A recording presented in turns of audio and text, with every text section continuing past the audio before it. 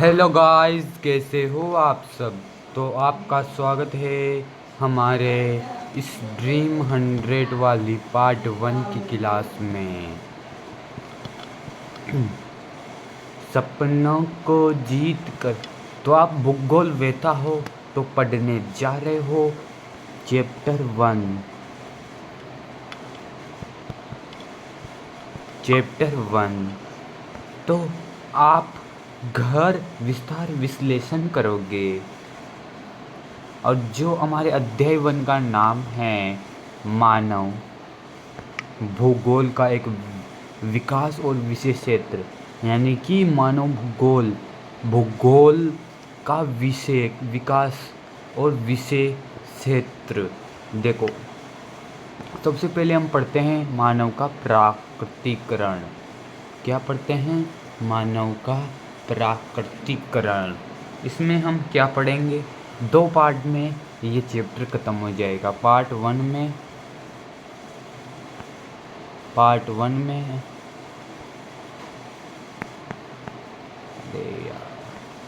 Part 1 और part 2 में finished chapter. 2 क्लासों में इसको हम समाप्त करेंगे। 2 क्लासों में इसमें कम है, और दूसरी नेक्स्ट क्लास आएगी में थोड़ा ज़्यादा है, इसलिए कंसंट्रेशन के साथ पढ़ना है। किसके साथ पढ़ना है? कंसंट्रेशन के साथ पढ़ना है। जब हम मानव का प्राकृतिकरण करेंगे तो जान लो, मानव का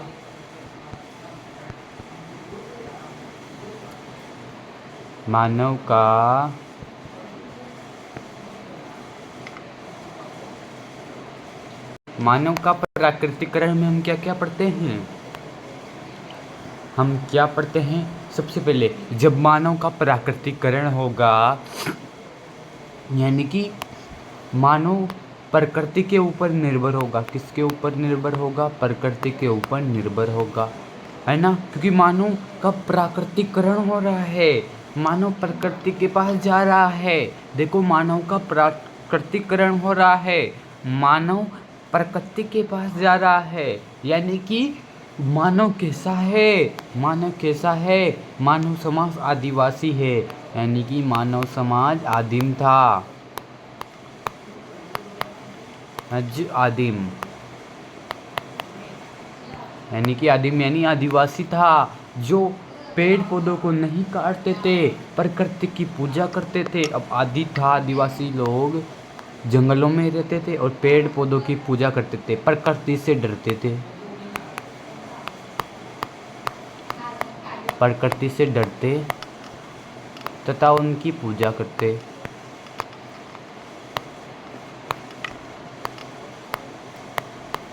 अब जे उनकी पूजा करते थे, यानी कि प्रकृति और मानव के बीच अननोन, प्रकृति एवं मानव के बीच बातचीत, अन्योन्य क्रिया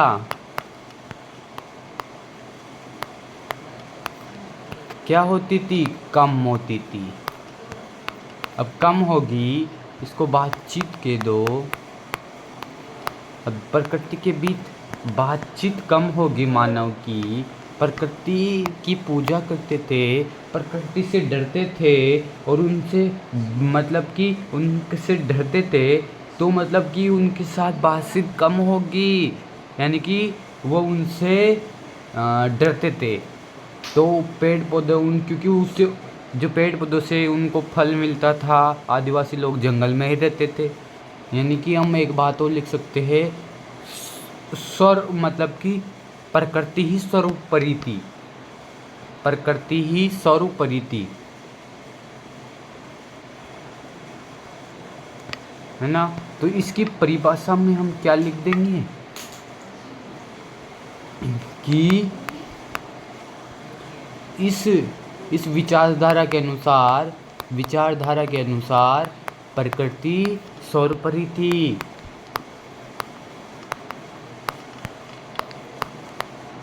सर्वोपरि, ये इसका क्या है?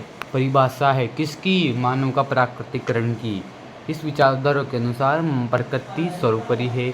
अब देखो, मानव के बीच बातचीत कम होगी तो बौद्धिक विकास कम होगा, बौद्धिक विकास कम होगा, कम होगा, और तकनीक का स्तर भी क्या होगा, कम होगा।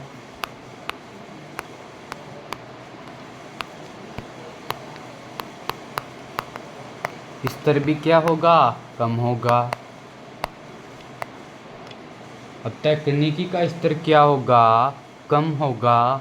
यानी कि हम कह सकते हैं कि ये पेड़ पौधों को यानी प्रकृति को किसी प्रकार से नुकसान नहीं पहुंचाते थे। अब देखो, ये बात कर ली। 6वें में हम लिख सकते हैं कि मानव के पास प्रकृति नियमों का ज्ञान कम होगा, प्रकृति नियमों का ज्ञान कम होगा,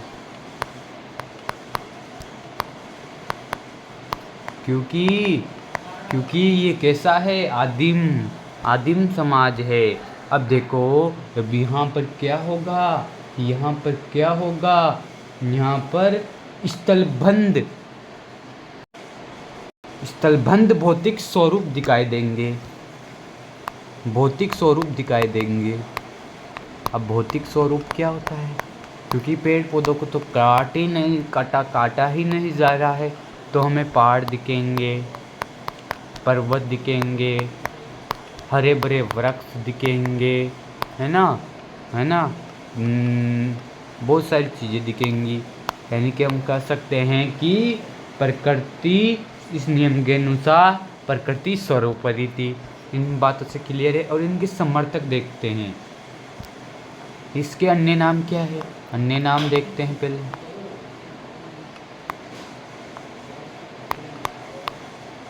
अन्य नाम,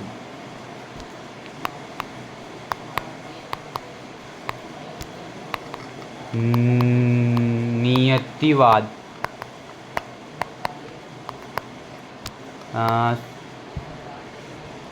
क्या लिख सकते हैं,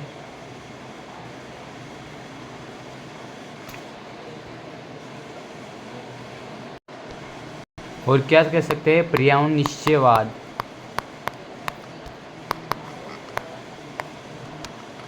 बीच में यार टावर चले जाते हैं, इसलिए वीडियो बंद होती। इशू थोड़ी आ रहा होगा, आपकी इशू नहीं आएगा। नितांत आवश्यकता की स्थिति,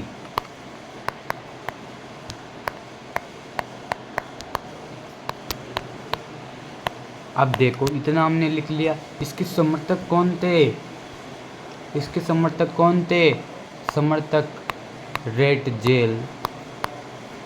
ये कहाँ के थे, जर्मनी के मान लेते हैं, हाँ जर्मनी के ही थे। और इनके शिष्य कुछ भी कह देते हैं, रेड जेल, एलेंसी सैंपल, यानी इसके समर्थक थे इस विचारधारा के। इतना पढ़ लिया। फिर हम बेंडा की कहानी पढ़ेंगे, जो कि जंगलों में रहता है ना, जंगलों में रहता है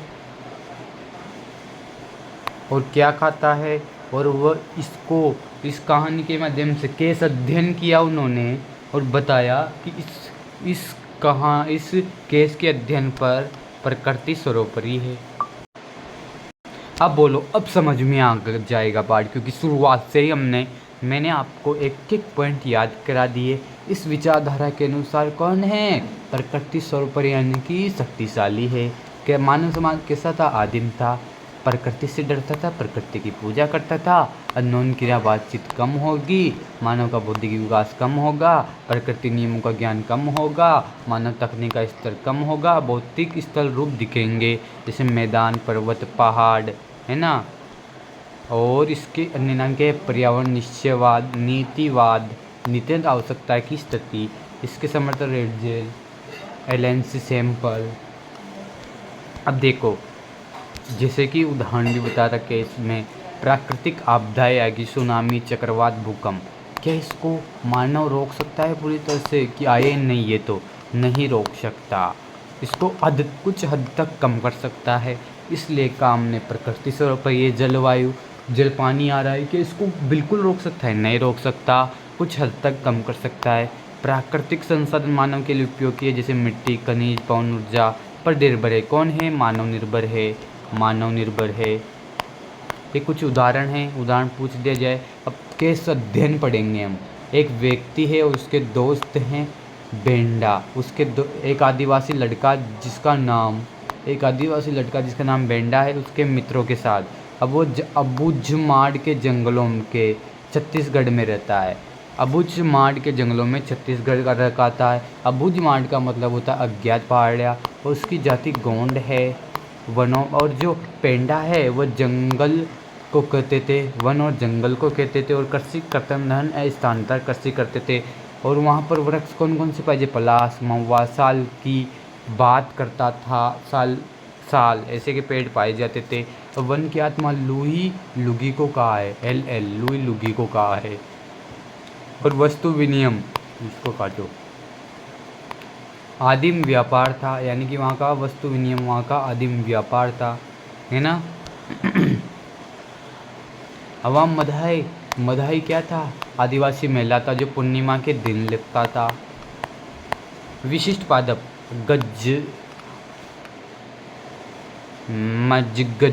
गजगहरा, कंचला औषधि पादप, ये कहते थे औषधि जड़ी बूटियों के काम आते थे। इतना हमने पढ़ लिया। क्या पढ़ा हमने? एक व्यक्ति जिसका नाम बेंडा था, वह आदिवासी जंगलों में रहता था उसके मित्रों के साथ, और उसकी जाति गोंड थी। और वो पेंडा को क्या कहते थे? वन जंगल कहते थे। क्या कहते थे? वन जंगल कहते थे। और वह वहाँ पर स्थानांतर कृषि कर्तन कर लेते, और वस्तु विनिमय आदिम व्यापार था, है ना, आदिम व्यापार था। और इन सब बातों से वो किस पर निर्भर है? प्रकृति पर निर्भर है, यानी कि वो प्रकृति से डरते हैं, उनकी पूजा करते हैं, जिससे हम कह सकते हैं कि प्रकृति सर्वोपरि। और वन की आत्मा, उन्होंने लुई लुगी को कहा है इम्पोर्टेंट है। वन की आत्मा बेंडा और उसके मित्रों ने किसी कहा? लुई लुगी को कहा। या इसे बोल सकते हो, कौन से जंगलों में रहते थे? अबूझमाड़ के छत्तीसगढ़ के जंगलों में रहते थे। अबूझमाड़ का मतलब क्या होता है? क्या आपको पता है? क्या आपको पता है अबूझमाड़ का मतलब क्या होता है? अबूझमाड़ का मतलब क्या होता है? अज्ञात पहाड़ियाँ, जिन्हें हम ज्ञात नहीं कर सकते। इतना क्लियर है। अब पढ़ेंगे हम प्रकृति का मानवीकरण, यानी कि प्रकृति का मानवीकरण, यानी कि मानव समाज। इस विचारधारा के अनुसार मानव क्या है? मानव क्या है? मानव सर्वोपरि है, मानव सर्वोपरि है। इसको मैं डायरेक्ट बता देता हूँ, कितनी देर लगेगी। और मानव समाज आधुनिक है, नया है। मानव प्रकृति के मध्य अन्योन क्रिया क्या होगी? ज़्यादा होगी। इसमें कम हो, इसमें ज़्यादा होगी, क्योंकि मानव प्रकृति से नहीं डरता है, पेड़ पौधों को काटता है। किसको काटता है? पेड़ पौधों को काटता है, तो उनसे बिल्कुल भी नहीं डरता है ना। इसलिए अन्योन क्रिया बातचीत ज़्यादा होगी, पेड़ पौधों को काटेगा तो बातचीत। और बौद्धिक विकास ज़्यादा होगा, टेक्नोलॉजी ज़्यादा होगी। और मानव के पास प्रकृति नियमों का ज्ञान अधिक होगा, और मानव तकनीक का स्तर उच्च होगा। और मानव तकनीकी सहायता से सांस्कृतिक स्थल का निर्माण करता है। जो मानव टेक्नोलॉजी की सहायता से सांस्कृतिक स्थलों का निर्माण करता है, जैसे जंगली से लकड़ी ले गए, और शहीद ले गए, है ना। परिवहन, चंदन की लकड़ी ले गए, बेचे, पैसे कमाए और इसे घर बनाए। गांव, तो गांव, शहर, परिवहन उदाहरण हैं। सांस्कृतिक स्थल रूप का निर्माण करता है टेक्नोलॉजी की सहायता से। मानव प्रकृति में परिवर्तन करता है, कर दिया परिवर्तन। इसका अन्य नाम क्या है? संभववाद। नितांत स्वतंत्रता, वहाँ पर आवश्यकता है, यहाँ पर स्वतंत्रता है ना, याद रख लेना। और इसके समर्थक कौन है? पोल विडाल डिलाल सरोरो, फ्रांस के थे। लूशियन क्रिबे, ये शायद ऑस्ट्रेलिया अमेरिका का है ना, बाद में पढ़ेंगे। प्रकृति का मानवीकरण, केस अध्ययन पढ़ रहे हैं। अब इसका भी एक कैरी नामक महिला थी, कैरी नामक महिला थी। यहाँ पर कैरी कैरी केरो केरान नहीं, कैरी कैरी कैरी नामक महिला थी। वह क्या ट्रोंड ड्रोंड ड्रम शहर में रहती थी। अब वहाँ पर क्या होगा, ठंडी ठंडी जलवायु वाले क्षेत्र, यानी ठंडी जलवायु वाले क्षेत्र में रहती थी। या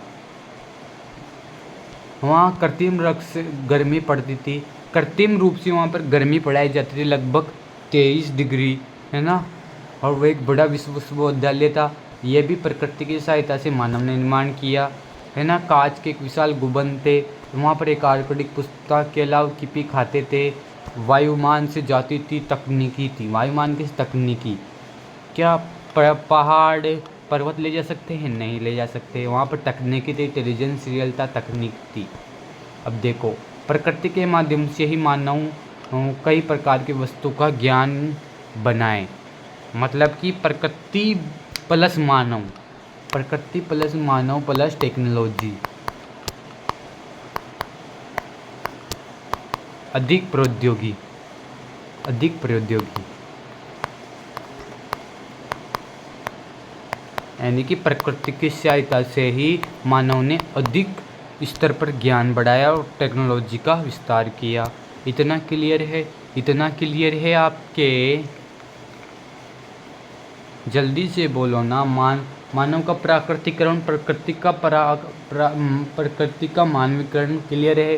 बिल्कुल क्लियर है ना। केस अध्ययन क्लियर है। इसके आधार पर हम कह सकते हैं कि प्रकृति का मानवीकरण हुआ।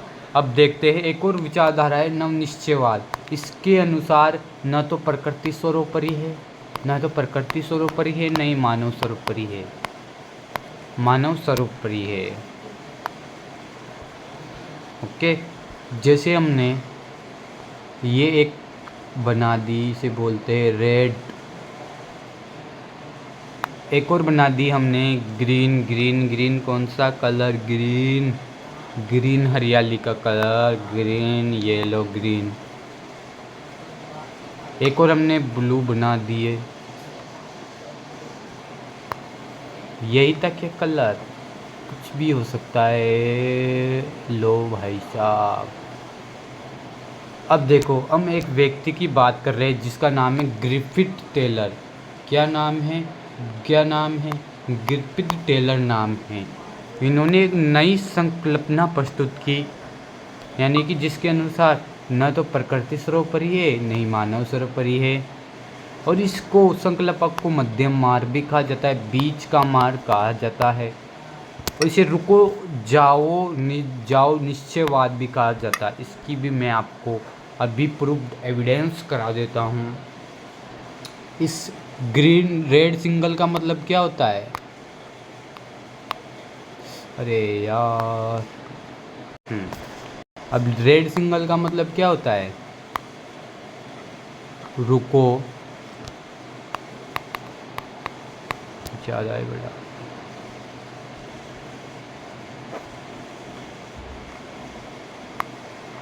क्या होता है? रुको।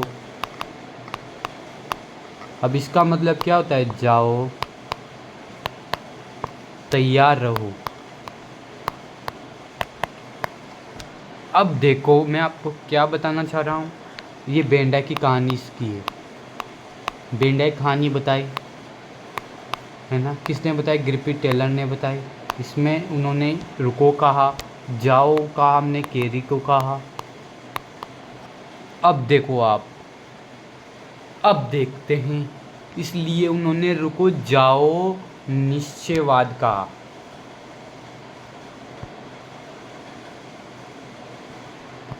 अब तैयार मतलब कि मानव प्रकृति के, उन्होंने ग्रिफिथ टेलर ने क्या कहा कि मानव को सोच समझ करके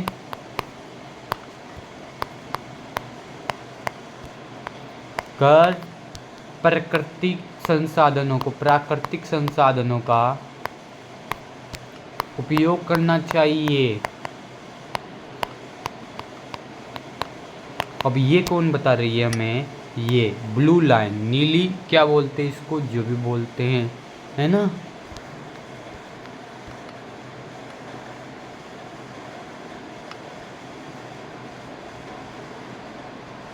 अब देखो, मानव जो ग्रीन बत्ती देखकर, ये ग्रीन बत्ती देख रहा है, उसको ग्रिफिथ टेलर कहते हैं। ग्रीन बत्ती देखकर मानव अति उपयोग कर रहा है प्रकृति के, अंधाधुंध उपयोग कर रहा है, अति उपयोग अंधाधुंध उपयोग कर रहा है प्रकृति के वस्तुओं का, प्रकृति का, है ना। जो प्रकृति ग्रीन पत्ती लाइट जिसे बोलते हैं हम, बत्ती दिखा रही है। अब ये कब होगी? जब प्रौद्योगिकी ज़्यादा होगी, विकसित देशों में होगा। कहाँ पर होगी ये अंधाधुंध कटाई वगैरह प्रकृति दिखा रही है देशों में। अब जब अंधाधुंध कटाई होगी, अंधाधुंध कटाई होगी तो क्या होगा? ओजोन छिद्र होगा, जलवायु परिवर्तन होगा। क्या हमने इतना पढ़ा? क्या हमने इतना पढ़ा? बिल्कुल ये रहा, ये रहा, ये नवनिश्चयवाद के बारे में हमने पढ़ा,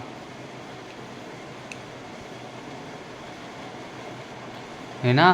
तो ग्रिफिथ टेलर हमें समझाना चाहते हैं कि हमें सोच समझ करके प्राकृतिक संसाधनों का उपयोग करना चाहिए, है ना। अब ये तो पूरा है प्रकृति पे, क्या कहता है कि प्रकृति की पूजा करो, प्रकृति से डरो, है ना। अब ये कहता है कि हम तो नहीं करेंगे, मानव ही सर्वोपरि है, हम तो पेड़ पौधों को काटेंगे, और ये प्रकृति हमें ग्रीन सिग्नल दे रही है ना। और ये तैयार, यानी कि सोच समझ कर प्राकृतिक संसाधनों का उपयोग करो। इसके अनुसार न तो मानव सर्वोपरि है, नहीं प्राकृतिक। ओके, तो मिलते हैं नेक्स्ट क्लास में, तब तक के लिए बाय बाय। कैसी लगी क्लास? 1 लाइक इट कर देना। पहली क्लास है, लाइक इट कर देना।